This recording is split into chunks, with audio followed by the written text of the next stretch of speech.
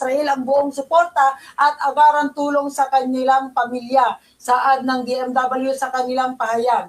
Anila, patuloy din na inaalala ng buong pamahalaan at sambayan ng Pilipino ang lahat ng ating mga kababayan na apektado ng patuloy na krisis sa gitnang silangan. Nananatili kami nakaagapay at nakahandang tumulong sa bawat Pilipino saan man naroroon. Alright, partner. Mga partners, magandang Tuesday sa inyo. Yeah. Maraming salamat nagkita-kita tayo ngayon sa daming nangyayari sa mundo natin.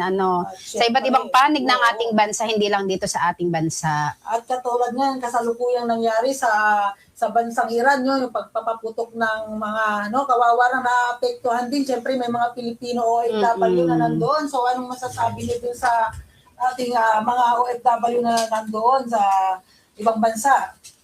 Number one dyan, partner, yung mga kababayan nating OFW doon. Kasi syempre, pumunta sila sa iba yung dagat para makatulong sa kanilang mga mahal sa buhay.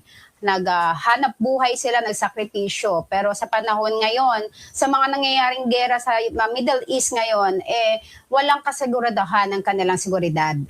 Oo, kasi partners, alam nyo, kahit na napakataas na building, minsan nga iniisip ko na kung nasa taas na building ka, dapat nandun ka na lang sa baba. Pero mayroon ako nakita sa video na talagang sa ilalim ang pinuntahan ng pump, no? So, sa mga sa palagay ko ngayon tapos na yon dahil nawala na nga yung kanilang pinuno, no? So, sa dinig ko na sa panonood ko sa mga video sa SOCMED, no?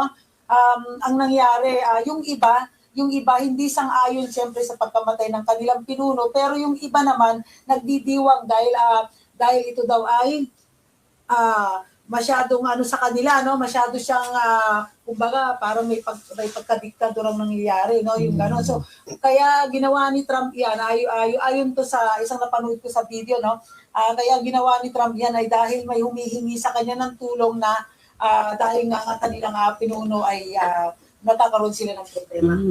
Kaya yung mga kababayan po natin dyan, ingat-ingat na lang po. Marami na ring nasasawi na Ayan.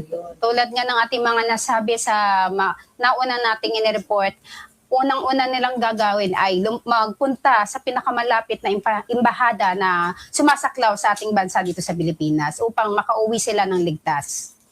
Pero may mga OFW na yung iba na iwan na raw yung kanilang mga pasaporte at ibang pang mga dokumento.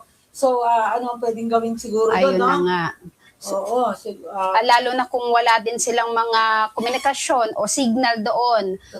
Lalo na kung ang mga